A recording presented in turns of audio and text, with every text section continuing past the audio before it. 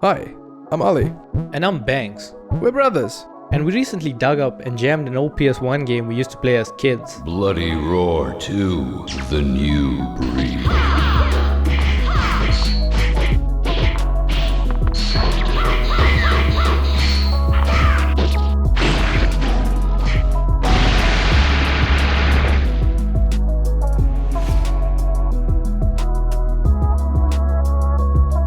Now, we didn't grow up in the SNES or Genesis era. The first console we had was the PS1, and BR2 is a fighting game we played a ton of. I remember the super stylish artwork in the game, and I'm sure if I looked at some of my artwork today, I'd be able to spot the influence, but more about that later.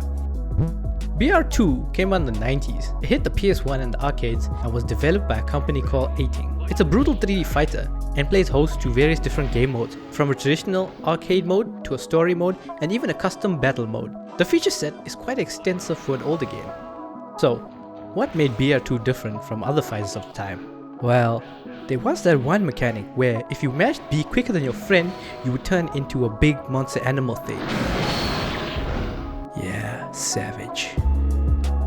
Revisiting BR2, I immediately noticed how stylish the animation and artwork was, especially during the story mode, character art, animations, and probably my favorite design in the game, the arcade mode character selection screen. The graphic elements here feel brutal, like these teeth that open up the screen, the use of the jagged character selector, the character portraits themselves, it's full of brutal energy.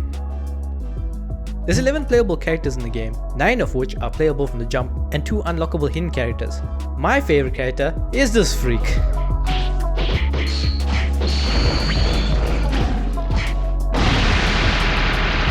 I remember not having a memory card back in the day and trying to unlock him before my mom got home.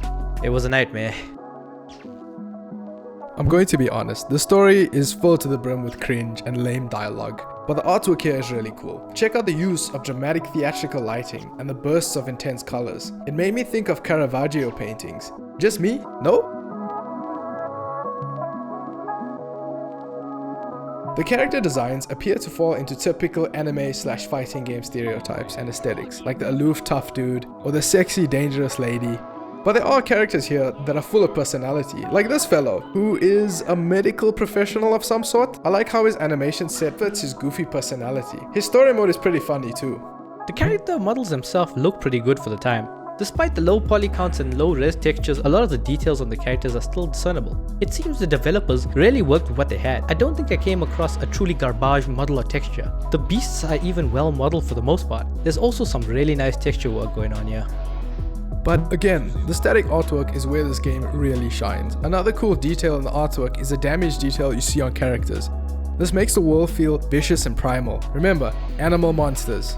This is also echoed in some of the animation effects in-game, like the gory grab animations when in beast form. The animations are a lot more ferocious when the claws come out. However, they're still over the top, so not too serious. Which is not to say these animations aren't cool or enjoyable. I found lots of the animations to be highly satisfying, like the special moves. The hits really do feel thunderous, and like I've said before, brutal. Timing your transform ability just right will send your opponent crashing into a nearby wall.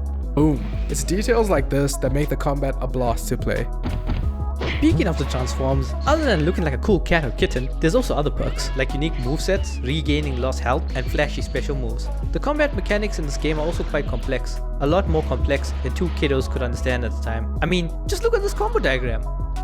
As youngins, Ollie and I enjoyed the art of button mashing, but actually learning the fighting mechanics, we realized it's still a lot more intricate than we remembered, but still a ton of fun. It's easy to pick up the game and have fun battles right away, but still, there is some complexity here and there.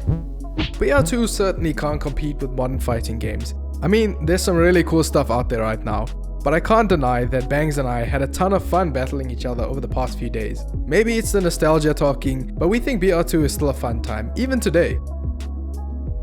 Hey, thanks for checking out this video. I know it's a little different than my usual videos, but I've been wanting to make a video with my bro for ages. Hope you enjoyed it.